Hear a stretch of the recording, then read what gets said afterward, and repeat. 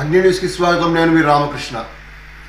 Giddalur MLA అన్నార్ రాంబాబును అధిష్టానం ఎటకెలకు తాడేపల్లికి ఆహ్వానం పంపింది.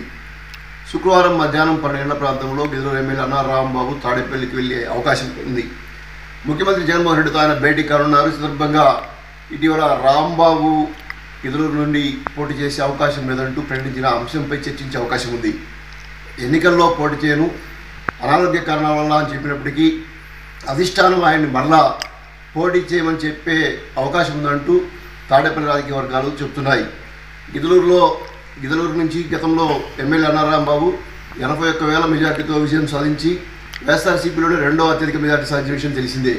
ఈ నేపథ్యంలో 4 సంవత్సరాలుగా గిద్దలూరు ఎమ్మెల్యేగా ఆయన ఎటువంటి అవినీతి మరకంటిని నేతగా గుర్తింపు తెచ్చుకున్నారు.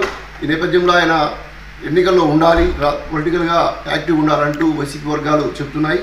ముఖ్యంగా జగన్మోహన్ రెడ్డి ముఖ్యమంత్రి నేరుగా రాంబాబుతో మాట్లాడి తిరిగి మళ్ళీ పోటీ చేసేందుకు ఒప్పించే అవకాశం ఉన్నట్లుగా పార్టీ వర్గాలు పేర్కొంటున్నాయి. అయితే రాంబాబు మాత్రం గిద్దలూరునే కాదు, తాను ఎన్నికలకు దూరంగా ఉండడానికి అనారోగ్య పరిస్థితులు లేదని చెప్పేసి చెప్తున్న పరిస్థితి కూడా మనం గమనించవచ్చు. మరి తాడేపల్లికి ఆహ్వానం పిలిచినాక అన్నార్ రాంబాబు జగన్తో భేటీ అయ్యాక జగన్మోహన్ రెడ్డి గారి యొక్క మాటలను తూచా తప్పక పాటిస్తారా, లేదా అనారోగ్య కారణాల్లో నేను పోటీకి దూరంగా ఉంటానని చెప్తారనే విషయం మాత్రం స్పష్టత లేదు. అయితే పార్టీ వర్గాలు మాత్రం అన్నార్ రాంబాబు, జగన్మోహన్ రెడ్డి, పార్టీలో కొంత సీనియర్ నాయకులు మొత్తం కూడా కూర్చొని చర్చించే అవకాశం ఉంది.